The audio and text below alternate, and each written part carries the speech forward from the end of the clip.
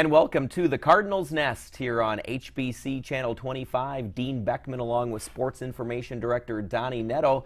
Here on HBC, the sports show devoted exclusively to St. Mary's athletics and other events. And Donny, during the interview segment coming up a little bit later on, we have St. Mary's very own starlet Meg Richtman will be joining us from the Alumni Relations Office to talk about Young Alumni Weekend, which she herself is one of. Absolutely. Miss Congeniality is going to be on, and we'll talk a little bit young alumni. We'll talk a little bit Cardinal M Club Weekend, which of course is coming up this weekend as well. So we'll have a lot to talk about, and I promised Meg I wouldn't put up a neat picture of her, so I'll just keep that to myself. But I do have a really good one of you, Meg. Well, you have a lot on Meg. She's got a lot on you, from what I understand. That's so right. Who knows what will happen? That'll be coming up a little bit later on here in the show. But first, Donny and I will discuss the past week in St. Mary's sports.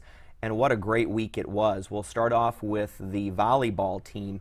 They went 4-0 as they hosted the Sugarloaf Classic, gave the home fans a lot to look forward to as they get ready to play the conference season fairly soon here. 4-0 in the tournament against quality teams out of Iowa and Wisconsin. Yeah, one of the things that Coach Lester likes to do is this Sugarloaf Classic has always had some very good teams, and especially some teams that are regionally ranked and teams that they're going to be going up against when it comes to regional rankings and NCAA tournament bids. So when they played Loras and Luther last weekend in that Classic, those are two teams that are extremely good, and they came away on both of those occasions with 3-0 sweeps, which is huge for Mike and huge for his team. And they also picked up 3-1 wins over Milwaukee School of Engineering and then UW River Falls. So it was a great weekend for them going 4-0. And I think it said a lot about the conference, the MIAC, because St. Thomas, which was also in the tournament, also went 4-0 in that tournament. So, I mean, there's two MIAC schools and combined went 8-0. So, it's one of those things that our conference is going to be extremely difficult. 4 of the teams in our conference are nationally ranked. So, Mike's going to have to make sure that his Cardinals are prepared as they get ready for that conference season, because there's going to be no easy matches there. Right. They seem to be prepared. A lot of returning starters from last year, and maybe none better right now than Courtney Runge. She is on a roll.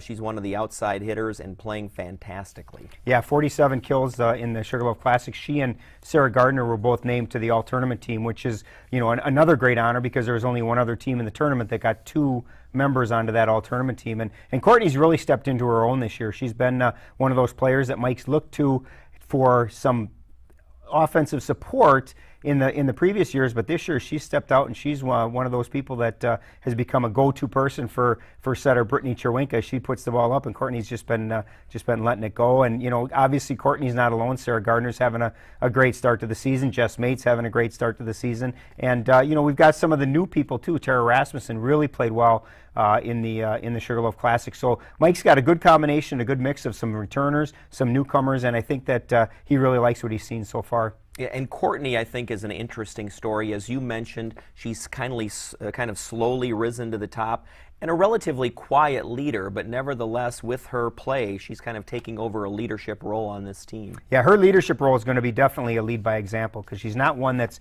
overly vocal. If you meet her in the hallway at school or whatever it is, she's pretty quiet. She's a little bit shy, but you get her on the court, and boy, you don't want to mess with her. She she definitely turned some head and raised some eyebrows last weekend, because she really did have a phenomenal tournament. Now this weekend, they're on the road, the Wartburg Invitational, a chance to learn some more about the team before that tough MIAC season begins. Absolutely. One of the neat things is they'll get to play Loras again. And again, anytime you can play a regional team, is going to be a big thing. And Loras is coming off a big win. They beat Luther Tuesday night in their conference opener in the Iowa Conference. So Loras is a tough team, and Mike knows that to start off the Wartburg tournament against them again is going to be very tough. So I know he's looking forward to it, and it's a great tournament, just like the one at the Sugarloaf. They'll play Nebraska Wesleyan as well as UW La Crosse. So there's going to be some good teams in that one, and hopefully next week when we're talking again, they'll have another 4-0 weekend. Yeah, all right. Look forward to that. Also looking forward to the men's soccer team. definitely improving off of last year where they had a lot of close matches, just couldn't generate a lot of offense. Now they are undefeated to start the season, 2-0 now, and looking pretty good, definitely offensively. While they're not getting a ton of goals, the play is taking place in their offensive end, which didn't always happen last year, so taking pressure off of John Safranski, the goalie, putting pressure on the other team's goalie. Yeah, if you look at, just compare last year, John set the single-season record for saves with 152. This year, through 2 games, he's got 4. So I think that record is probably safe. And you're right, defensively they're playing very well, but part of that is because the play is all in their offensive zone. And Martin Luther, they beat him 1-0. They waited a little too long for my comfort. Jovenel DeHady getting the goal in the 85th minute, and then in their win against Crown on Tuesday, they actually scored in the 8th minute. So they took the lead much earlier and just continued to dominate in that 2-0 win. So I think that Coach Dembeck would like to see the scores maybe even be a little bit higher. Obviously, in the Crown game, it could have easily been 4-0, 6-0. They had that many chances that they didn't convert. I know that will be a bit of a concern as he gets ready for the conference play, in that they need to be able to convert on some of those chances when they get them. John Safranski, like I said, had a great 2 games. To pick up 2 shutouts is really something. And more than anything, and we talk about this being a good team, a potentially a very good team with a lot of young people. I think they found that 12th man, and that is definitely the fans at Okremovich Field, because in their home opener against Martin Luther, there were 350 kids in the stands, and they were boisterous, and they were chanting, and they were cheering, and it was an unbelievable atmosphere. First time we've ever had a game at Okremovich under the lights, and it was a fantastic atmosphere, and I know that the players certainly appreciated all those people there, and obviously they gave them a great show, so it was a win-win in that situation. Well, I was going to make a joke about it being a night and day difference in atmosphere, but really it was. I was at that game, and you're right, the atmosphere was terrific. I brought one of my kids up. It was good, clean fun, and we had a great time. And I bet you Aiden watched for the Zamboni. Did he wait for the Zamboni? No, that Kale likes the Zamboni, but it was fun. The dance team did some stuff at halftime with the hockey players, and it was a good atmosphere. So hopefully that'll continue. And I think it will. And that's one of the things that's really nice is that right now they're building that Cardinal pride, and teams are coming out and supporting other teams. And I think the fact that they played the game at night, it gave a really neat atmosphere that St. Mary's has never had before. And I think that everybody enjoyed it. The crowd was very good again Tuesday night for the Crown game. And hopefully that'll continue, because it's obvious that the team really feeds off of that of that presence of their fans, and I think that's what a home field advantage should be, and there's no question that in those 2 games the home field advantage was a big boost for them. And real quick, you had mentioned Jovenel DeHady getting the game-winning goal in that first contest against Martin Luther. Steve Busey out of Troy, Michigan, getting one of the goals there against Crown. Yeah, Steve is one of those that he shared the team lead last year in goals, and obviously Chris is going to need him to step up and continue to be that offensive force. And what is good is Jovenel's been one of those players that they've looked to for his first 2 years, and now this year again to be one of those go-to scorers. Well, this year they've got the talent that they don't have to look for just him to score. Steve Busey and Bobby Gass, players like that can put the ball in the back of the net. It's going to really help them in that teams can't focus on just one player, and they'll have more players that are getting chances, and defensively, I mean, they're just playing such solid D that teams aren't generating any chances, and I'm just glad John doesn't fall asleep back there, because he has not had a lot of work yet. Right, and it'll get tougher come MIAC season, but certainly off to a good start, as is the women's soccer program. They are 3-0, also undefeated, coming off of a very impressive 4-0 win over Crown as well. Yeah, they're playing extremely well right now, and I think that what Coach Zimmerman wants to really do right now is get into that conference season, because they're playing with a lot of confidence.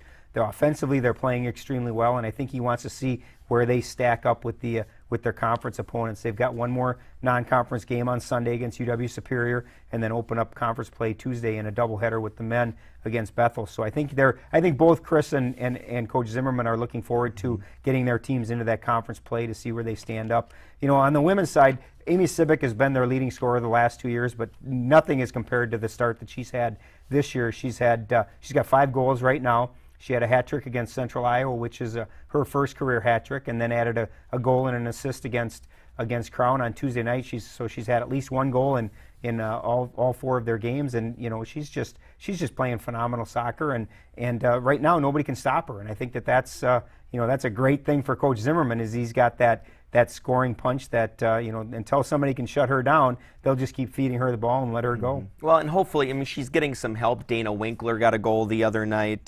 Kira Metcalf scored a goal as well. So some of the other players are stepping up and taking some of the load off of Civic, which they'll have to do come conference season. Well, I think the nice thing about that is you take Dana Winkler. She's a perfect example. She's a senior this year, and in her previous 3 years, she was a rather quiet, midfielder, and now that all the focus is on Amy, and the players are really having to, other teams are having to key on her. Dana's finding some spots, and she's finding some opportunities. She had a goal and 2 assists against Crown, so she's proven that she can put the ball in the net. And like you said, Kira Metcalf has got 2 goals already this year, so there is a lot of scoring punch there. And as long as people have to focus so much on Amy, I think that it's going to free up some of these other people to be able to to create some good scoring opportunities. And pretty soon teams are going to be going, now who do we try to stop, because they've got more than that one person. And you had mentioned the women's team at Superior this weekend, the men, I believe, at St. Norbert. At St. Norbert on Saturday, yeah. That'll be their final non-conference game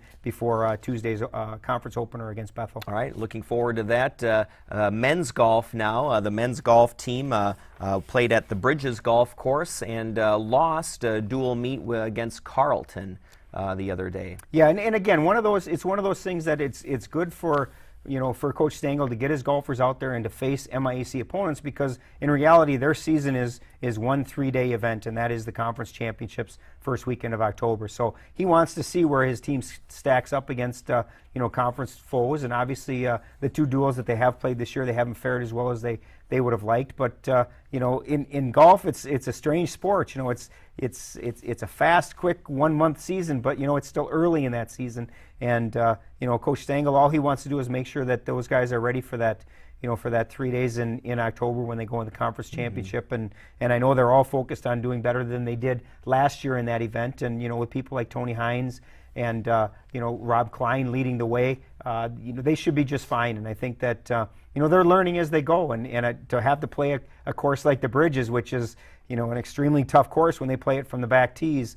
That's going to do nothing but help prepare them for Coon Rapids and Bunker Hills. Well, and they were only 5 shots off of Carleton, so it was a pretty close meet. And DJ Borgen was right behind Klein for the team lead. Right, and you look at Rob had 2 triples with his round, and he still led the team. So the potential is there, and they need to just keep focusing on getting better, and hopefully.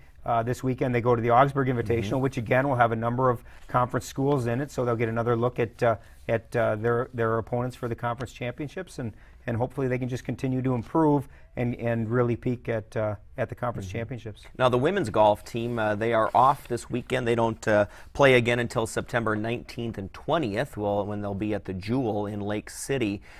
They are coming off the Eau Claire Invitational, where they took 15th place out of 21 teams in Eau Claire. Yeah, Coach Stengel was pretty happy with the way that they played. Obviously, he needs the scores to be a little lower than they are right now. They only had a couple scores in the 80s over the 2 days of that tournament. So obviously those numbers need to drop, and they need to get lower. But he knows that the potential is there. Gia Pooch and Caitlin Ritzy have they've proven time and time again over the last couple of years that they are should be considered among players battling for all conference honors at the conference championships. So right now it's just a matter of getting their games in sync and playing to the best of their abilities, and like the men, it's all going to boil down to 3 days in October. So they just want to make sure that they're at the top of the game. 15th place, he obviously would have liked them to finish a little bit higher in the standings, but I think overall he was pretty pleased. Yeah. And then finally in this segment, Donnie, the big cross-country home invitational is this upcoming weekend. The Alumni Invitational is what it's called. Yeah, it's really a neat invitational, along with the Division III schools that come. Coach Berndt also has an alumni team for both the men and the women. It's really neat because they actually compete as a team, and it's fun to see some of those people come back, and there's some very serious competition, and for me it's neat to see some of these athletes come back and talk to them and just see that connection to the cross-country program, and what Coach Barrett and that program has meant to them as runners, and now they come back and support it and take part in this. So it's a fun race. Obviously, there's a highly competitive aspect to it too. Obviously, it's a weekend duel or a weekend invitational for the varsity runners, but it's also a little bit of fun in that you got the alumni running with you. Right, and it's a perfect tie-in to Young Alumni Weekend, which is what we'll talk about next when Meg Richtman joins us right here on the Cardinals Nest on HBC. These days, everyone's talking about saving the environment. And at HBC, we're doing the little things that you can do that really make a difference. Like recycling our bottles and cans. Or shutting down our computers at night to help save electricity. Or setting out bins for our excess paper waste. And even something as simple as turning off the lights. At HBC, being green is just another way we're helping to build a better community. For more tips on having a green lifestyle, visit our website, my.hbci.com/green. And we are back here on the Cardinals Nest. Thanks for watching HBC Channel 25. Dean Beckman, Donny Nadeau, Meg Richtman joins us now from the Alumni Relations Office. It is Young Alumni Weekend at St. Mary's. M Club weekend for the athletic department as well. So you're working overtime this week, Meg, right? Absolutely, absolutely. Thanks for having me. Yeah, thanks. Your first ever appearance here on the Cardinals Nest. A little nerve-wracking knowing Donnie's going to be answering or asking some of the questions, right? Oh, he's such a I'll throw you a nice, easy one to start with, Meg. Obviously, one of the things we do whenever we have a coach on is just tell us a little bit about yourself, where you came from. Obviously, you're a St. Mary's alum. I remember that from your early days. And tell us about what you do right now. Sure. Well, I originated in Chicago, but I grew up in Austin, Minnesota. I went to Pacelli High School. So I'm a graduate of St. Mary's from 1997. And currently right now I am the Director of Alumni Relations. So I work with the undergraduate college alumni. Okay. So how do you define young alumni? I'm assuming you're counting 97 in there, right? Actually, unfortunately not. I have graduated out of the young alumni era, but yeah, it's the last decade. So right now we actually incorporated class of 2009 through 99. So it's actually 11 years we've incorporated it into this event. So. Yeah, and what a lot of our viewers might not know is that St. Mary's doesn't have a traditional fall homecoming. Right. It's a summer homecoming, and so in a way this is kind of making up for some of that when the young alumni don't come back as much in the summertime. Right. Yeah, for I think it's been going on probably 40 to 50 years, a summer homecoming, which has been great. I mean, people really do enjoy coming back in the summer to for more of reunion type of class gatherings. And it's been successful, and they kind of take the run of campus in the summer and love that opportunity. But they don't have a chance to interact with the students. You know, students are gone, our faculty and staff are gone, and that piece is definitely missing.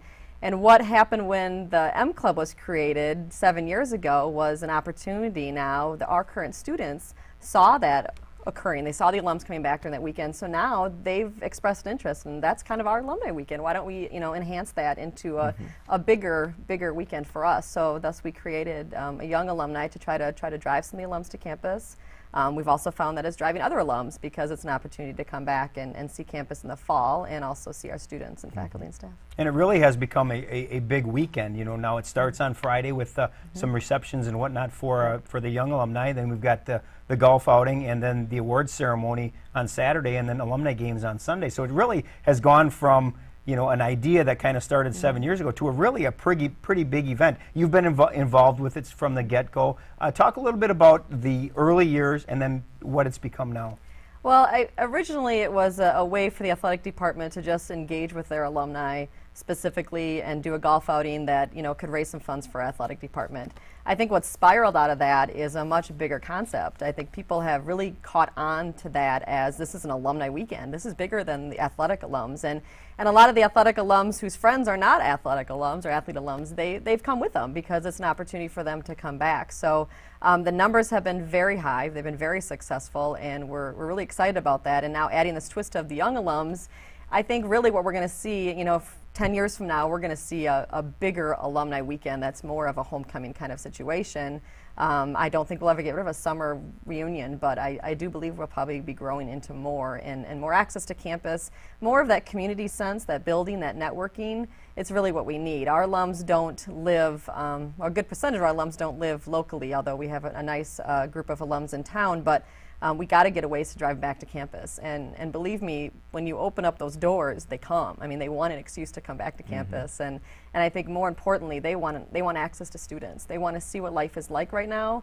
They want to be able to interact with these students, and they want to provide an opportunity of networking and provide an opportunity to share their expertise and help them out in a personal and professional way. I think there's going to be 3 alums on campus on Saturday who are really going to be surprised with the turnout at the Hall of Fame banquet, and that'll be our 3 Hall of Fame inductees: Chad Dory, Sue Otto, and Tom Pepper. They're going to be presented with their Hall of Fame induction in front of all of our student athletes, which is always kind of a neat thing. You have a packed gymnasium. Talk a little bit about our 3 inductees, and that these are 3 eras really of students, and we get to present them. The presenters are also going to be alums, so it's kind of a neat situation.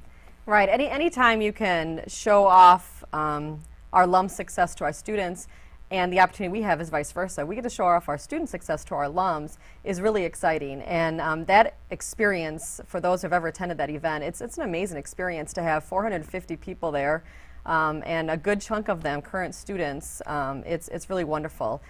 Chad Dory is a class of '96. He's a baseball alum, and he's actually being inducted by a fellow classmate of mine, Steve Vetch. And that's, again, an opportunity to have fellow teammate induct you is really, really, really neat. Sue Otto is being inducted by Chris Kendall, who is our Vice President for Student Development and was active in student development when she was a student here. And then Tom Pepper, who's a class of '74, is actually being inducted by Tony Piscatello, who actually played a pretty instrumental role in his life as he came from Chicago, and Tony was in the admissions office helping him out and his pathway here. He was a transfer student, actually, and so his numbers that he had as a basketball alum for only 3 years are amazing. It's kind of neat to really, when you get to talk to some of these, especially the Hall of Fame inductees, because that's who we spend the weekend with, but to really see their appreciation for that weekend. And I know, talking to Coach Landrum, who's been dealing with Tom a little bit, Tom Pepper, and it's just like, I'm looking forward to meeting Tom because he's so excited about being here and so honored to be inducted into the Hall of Fame. And really, it is a pretty big honor. And for these guys, I think it's neat that, you mentioned that Chad and Steve were classmates. They were actually battery mates because Steve was the catcher for Chad when Chad was pitching. So it's really a neat. It's just a neat evening. We honor all of our athlete award winners, our current student athletes who received postseason honors last year. So it's really a lot of fun, and it's a big weekend. I know Brother William will be there and he'll speak, and I think that's important too, in that our students get to see that people outside of the athletic department do care about athletics as well. Right, absolutely. And hearing those messages that the opportunity that Brother has to share the story of athletics currently right now at St. Mary's to both the current students and to our alumni and our community members is really important. So yeah, we're very excited. We really look forward to this weekend. It's kind of nice to kick it off so early in the school year because that sense of Cardinal pride and that sense of spirit comes right out. So yeah, we're really excited, and I'm sure we'll see good 300-400+ alums around campus. That's great. Well, I know too with Brother William's speech. I mean, he's somebody who can speak firsthand because I see him at so many of the sporting events.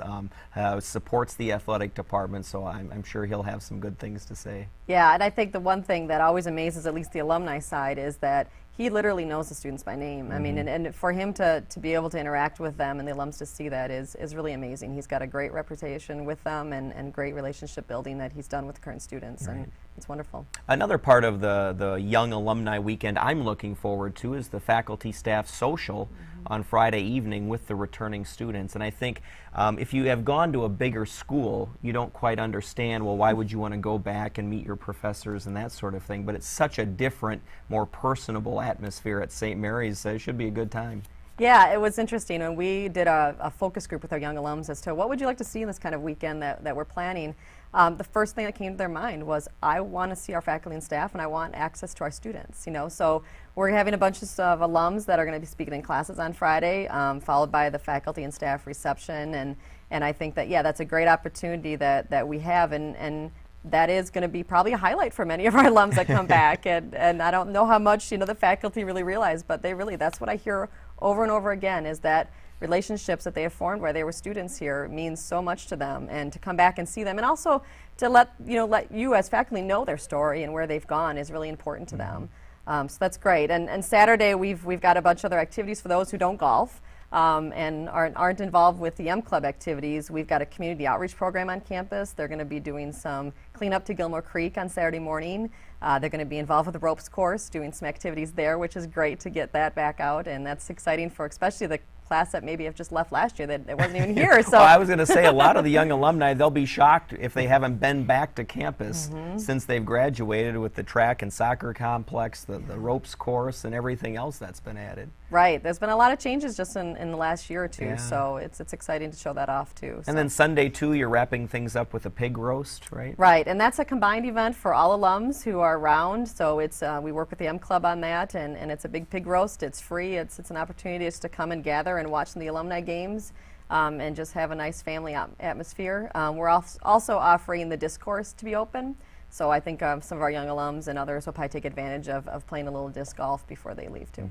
Now, Donnie, you've been busy on the website with video.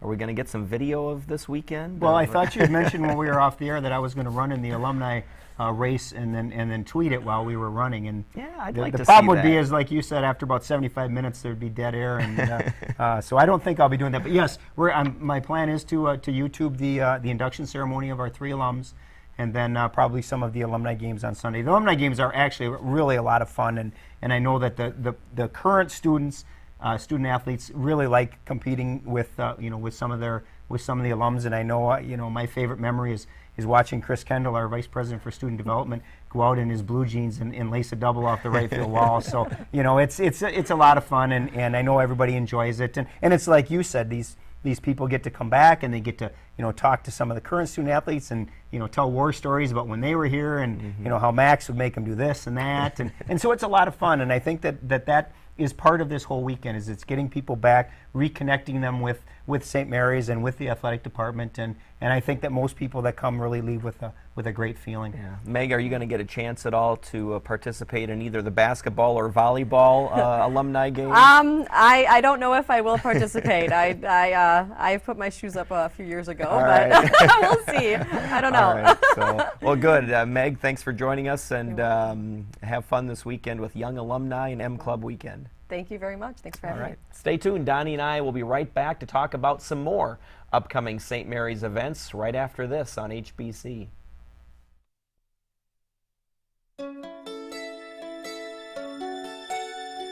The weather affects us each day. It determines how we dress, our family plans, even our mood. And while HBC TV 25 can't control the weather, we can provide you the information you need to plan better. We'll bring you the latest weather information featuring state-of-the-art forecast equipment and Doppler radar. Plus, you'll be able to find weather 24/7 on my.hbci.com. HBC TV 25, your news and now weather source.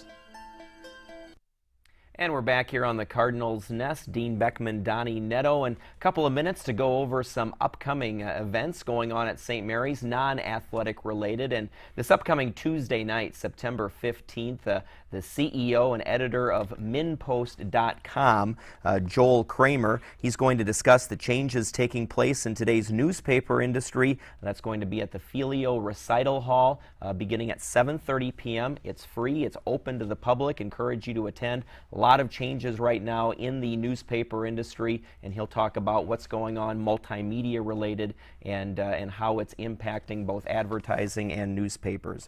Also, St. Mary's University's School of Fine Arts is being recognized by the City of Winona's Fine Arts Commission for outstanding contributions to the City of Winona and its art community, and that'll take place on Monday, September 21st at City Hall.